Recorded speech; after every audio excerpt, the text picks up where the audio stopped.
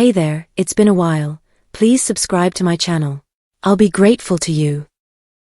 Finn confronts Poppy, Hope catches Carter.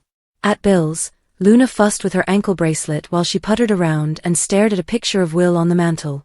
She smirked to herself that if only Poppy knew where she was at that moment. Luna sat down and then flipped through a magazine.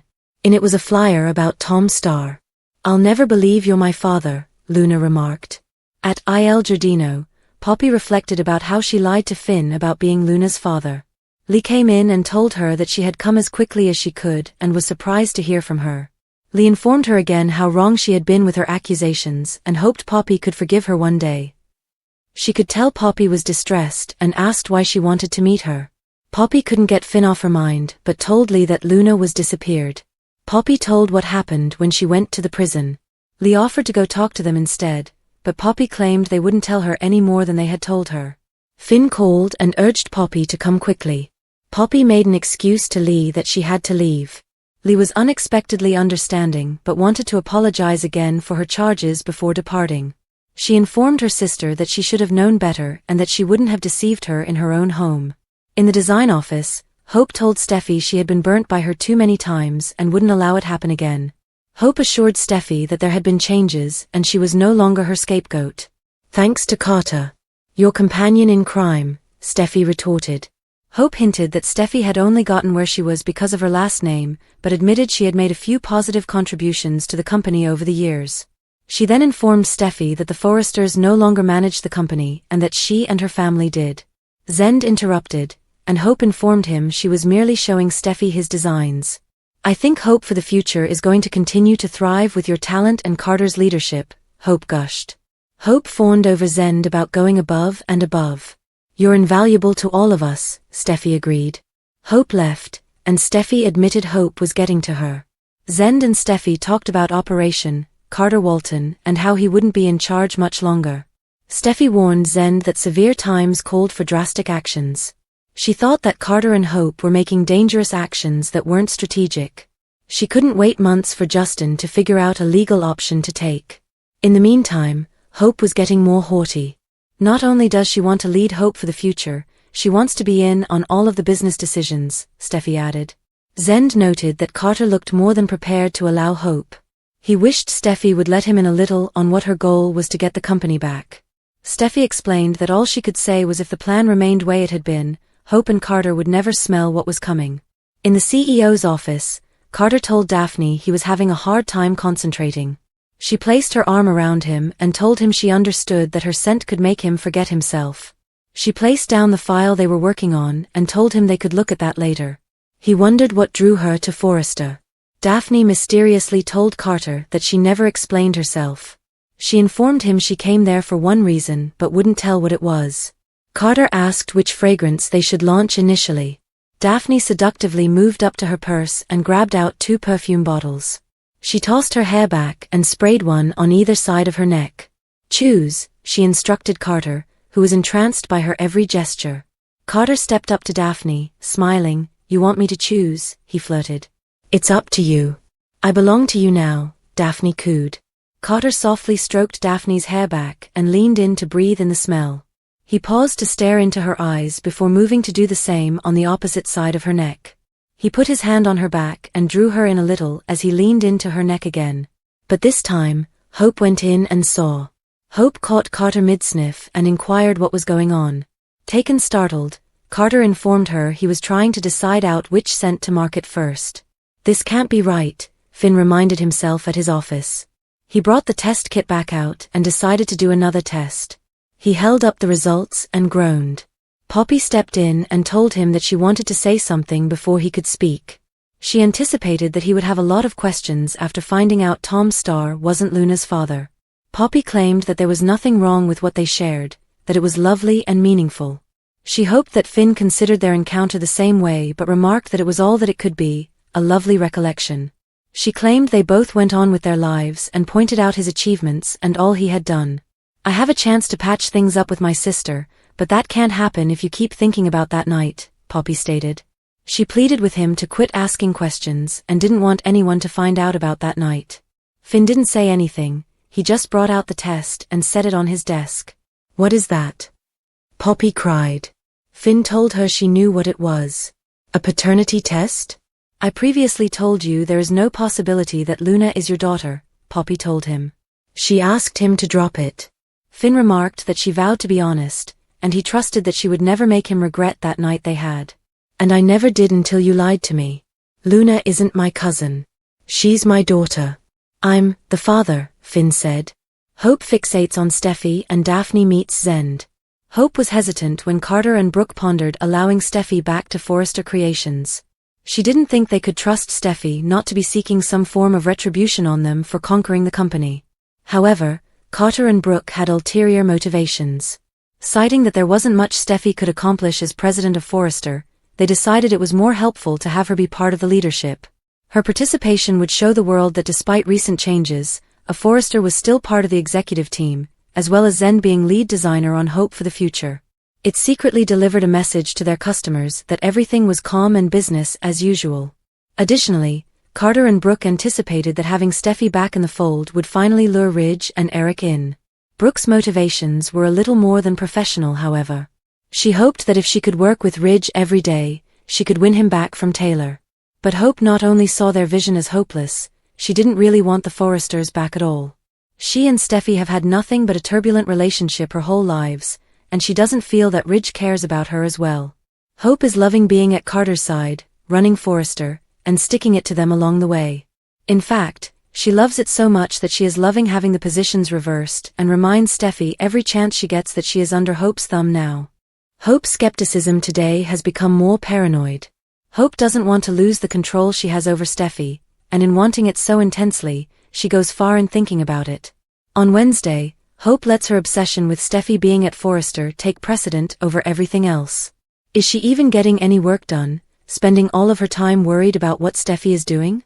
Hope isn't incorrect. Steffi is there to pursue retribution. But part of her aim was to be a distraction. She wanted Hope to worry so much about what Steffi was up to that she didn't notice what was going on between Carter and Daphne Rose. Meanwhile, the other half of Steffi's strategy is functioning. Daphne seems to have Carter precisely where she wants him, and he's been feeding off of her hand. Hope's obsession about Steffi might not work against her when she starts worrying about Carter and Daphne as well. On Wednesday, Daphne becomes acquainted with Zend. As he is ignorant of her being part of Steffi's scheme, will he too be as charmed as the previous men she has met at Forrester? Here's how bold and the beautiful Daphne Rose is like a Batman villain. Daphne Rose's modus operandi is quite similar to a Batman villain, and she may be known as a wicked character dubbed the Nose. Fans are well aware that the Forresters are exceedingly unhappy on the Bold and the Beautiful. Carter pulled a fast one and stole Forrester Creations right out from under them and has huge intentions to take the fashion company in a new direction. But Steffi has executed a strategy and called out the big guns in the form of Daphne Rose, who seems to be like something right out of a comic book. Perfume is her weapon of choice. Daphne Rose is incredibly mysterious and slinks around as if she knew something that no one else does. Known as the most famous nose in Paris, she looks to have stepped right out of a Batman novel. A good friend of Steffi's, Daphne was brought in to deal with Carter and aid the Forresters recover Forrester Creations. Her objective is to seduce Carter, so generating a split between him and Hope, which would damage their grasp on the fashion industry. From the minute Daphne entered her first scene, it was evident that the scent she wore influenced everyone in the room. She even recently tried to get Carter to make a pass on her by spraying 2 different perfumes on each side of her neck and letting him come near enough to capture the fragrances, under the premise of him picking which one Forrester would sell. She's like poison ivy. Carter noted that with the sense of the fragrances in the air, it was hard for him to concentrate. This implies that she might have put some form of pheromones in the perfume, forcing him to fall under her spell. We might envision her as a villain dubbed the Nose doing the same thing to Batman in the comics, much like the infamous Poison Ivy, who used pheromones to not only entice the caped crusader but also keep him from attacking her and even bowing to her wishes. It's evident that the Nose is doing the same thing here. She's using her perfumes to numb Carter's senses and persuade him to surrender to her wants. Hope walked in just as Carter was taking a whiff of Daphne's neck, apparently breaking Daphne's grasp on him. But if the Nose keeps it up, she may very well seduce Carter into obedience and her diabolical plot will come to fruition. The Bold and the Beautiful, first point scored in Operation Carter Walton. On The Bold and the Beautiful, Steffi's self-titled plot, Operation Carter Walton, appears well along and already shows promises of success as Daphne Rose grows close to Carter. The Bold and the Beautiful, Operation Carter Walton. Steffi created Operation Carter Walton as her semi-secret strategy to get back the family corporation. Hope, for the future head designer and Steffi's cousin, Zend, understands Steffi has a plan but doesn't know the details. Regardless, he's ready and willing to assist make it a success if he can. Operation Carter Walton is all about having Steffi's friend and the nose of Paris, Daphne Rose, use her feminine wiles and enticing scents to captivate Carter. Between entrancing him with scents and playful games, Daphne and Steffi hope Carter will lose control and act on his attraction, leading his relationship with Hope to weaken and disintegrate. Daphne Rose had been playing a solid flirt game with Carter since she arrived, with lots of eye contact and double entendres. Carter is being led to distraction as Daphne tells him they have a connection, and she came to Forrester Creations for only one reason, causing Carter to think he is it. It's a woman's privilege to be mysterious, and Daphne undoubtedly is that. However, what she is certain about, to Carter at least, is that they share a mutual attraction. Hook, line, and stinker. So beguiled is Carter by every move Daphne makes that doesn't even bother to catch himself as Daphne alluringly tossed her hair back and sprayed a selection of scents on either side of her neck. "Choose," she purred. Carter is all over that offer, like frosting on the cake. Easily forgetting himself, he eagerly leaned in, with an arm around her, pulling her close and sniffing so slowly and agonizingly close to her skin that he didn't even notice the love of his life had walked into the office and was staring like a deer in the headlights at the scene taking place in front of her. Hope stared from the doorway for more than a little before asking Carter what was occurring. Distracted and caught in the act, Carter stammered and stopped before explaining Hope he was trying to pick which Forrester scents they should promote first. Even Hope could see that answer was problematic. It seemed more like a love moment to Hope and certainly felt that way to the spectators. The seed has been planted now, and Hope will be on high alert. She may recollect what it was like when she and Carter were sneaking about, and it shouldn't be lost on her that it was all that flirtation in the beginning that what had Carter interested in Hope in the first place. Score 1 for Steffi and Operation Carter Walton.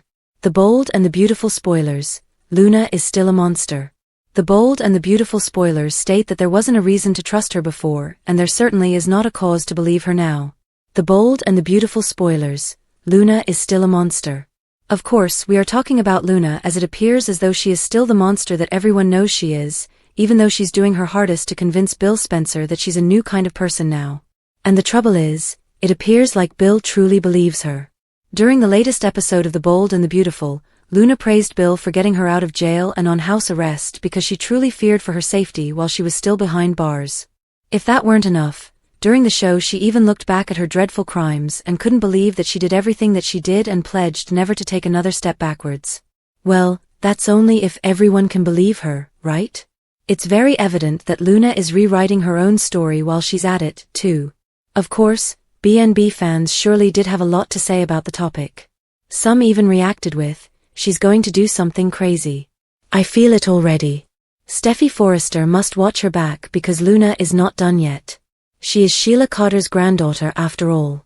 Another critic said, "Bill Spencer is either the smartest guy on the show or the dumbest.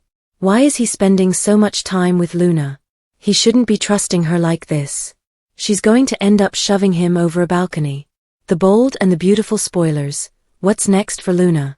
And then there was this comment as well. "I love this dark side to Luna. She is so unpredictable. This is not going to end very well for either Bill or Finn. She's going to wind up doing something sinister real soon." B&B spoilers. Finn's personal drama distracts Steffi's business focus. The Bold and the Beautiful spoilers indicate that John Finn Finnegan's peaceful waters are no longer. What he long suspected appears to have been proven true. Luna Nozawa is significantly more than Finn's cousin. The paternity test Finn conducted, using her blood sample and his own, shows that Luna is Finn's daughter. Poppy Nozawa's habit of hiding the truth makes Luna's current assertion to Bill Spencer sound accurate rather than cruel. However, no matter what is true, Luna was never justified when killing the man she felt was her father and another gentleman who was her friend. Luna Nozawa isn't Daughter of the Year using whataboutism is a method reckless individuals utilize in this version of Los Angeles, California. A technique of transferring focus from themselves to the behavior of others is to make justifications for whatever unfavorable actions are committed. Luna is completely responsible for killing Tom Starr and Paul Hollis Hollister. Poppy's lifestyle and whatever Luna's true childhood was do not excuse the crimes Luna did with her free choice. Her words about feeling horrible about Steffi Forrester Finnegan were intriguing. When Bill asked her, Luna answered that she knew Steffi, not Tom or Hollis. That opposed dialogue in the past where Hollis was said to be Luna's friend, which clearly was temporary. Steffi Forrester Finnegan baited by Hope Logan. Steffi made a big error while enabling Hope Logan to bait her. Hope's pointed words in the design room produced Steffi's desired response. Hope is doubtful or even certain about Steffi's intentions. Unlike Carter Walton, Hope has no thoughts of regret for the Forrester family. She feels that the Logans, most especially her mother, have been badly handled through the years. Wood's character tried to support her attitude by arguing that she's forthright about being against Carter's takeover, but sincere about protecting her family's heritage and investment interests.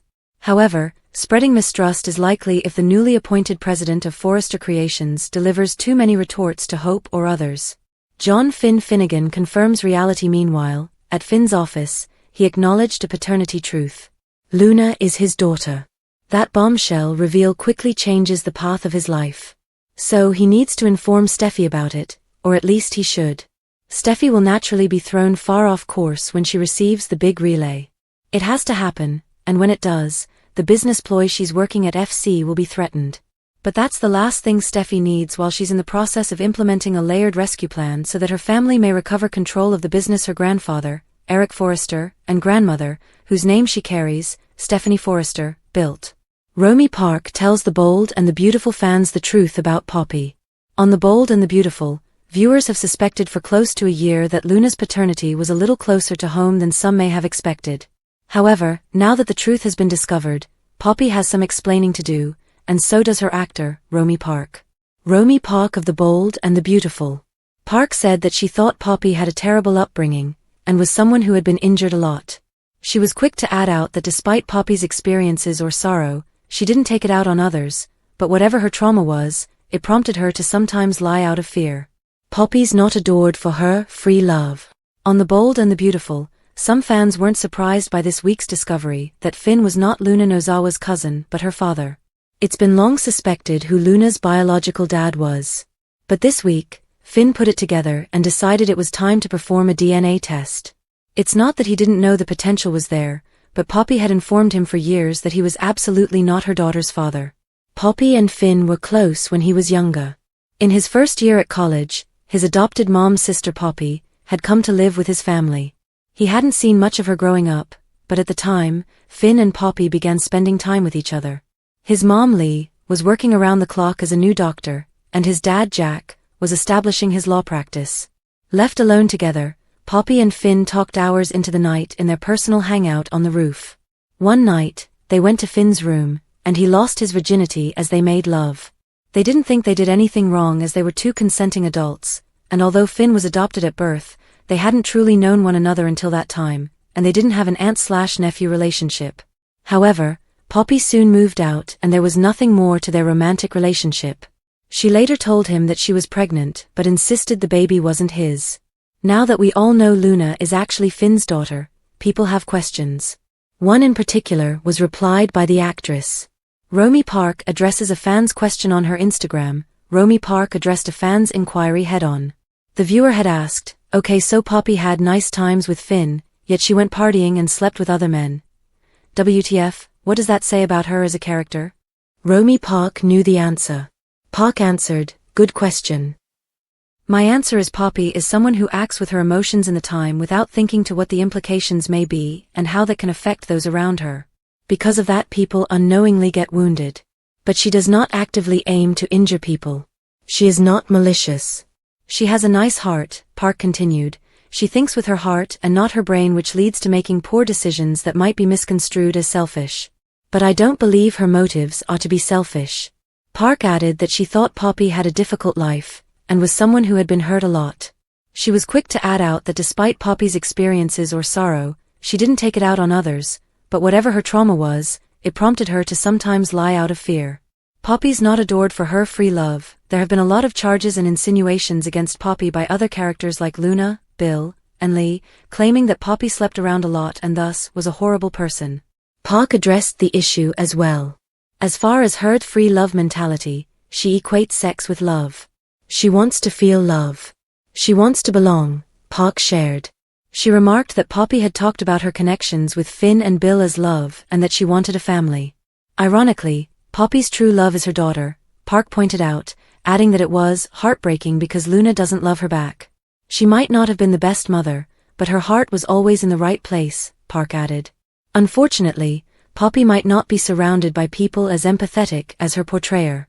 Luna blames her actions on being reared by Poppy, and Bill agrees. When they find out the reality, there will be even more emotions to contend with. Finn also needs to tell his wife Steffi, who has suffered at the hands of Luna, and her grandmother Sheila Carter, who will want to get to know her granddaughter once she finds out that her son is Luna's father. Poppy might have sought love, but the attention coming will definitely have some agreeing that Luna's paternity should have remained a secret. Thank you for your time. Don't forget to like, comment and subscribe.